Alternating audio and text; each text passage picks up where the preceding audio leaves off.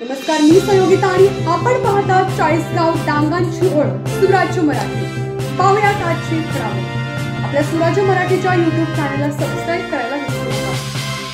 शेतीला विज्ञानाची जोड आणि जैविक पद्धतीचा प्रसार करण्यासाठी अकोले तालुक्यातील जहागीरदारवाडी, बारी, पेणशेत, रंधा आणि मुरशेत या गावांमध्ये शेतकरी प्रशिक्षण आणि कृषी सामग्री वाटप कार्यक्रम पार पडला।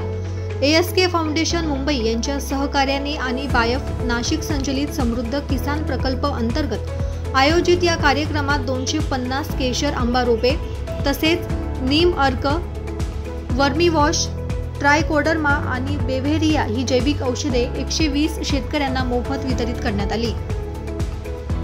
कृषी विज्ञान केंद्र बाभळेश्वर येथील प्रमुख शास्त्रज्ञ डॉक्टर शैलेश देशमुख, श्री भरत दवांगे आणि श्री शांताराम सोनवणे यांनी जैविक औषधांचा वापर, फायदे आणि शासकीय योजनांची माहिती शेतकऱ्यांना दिली।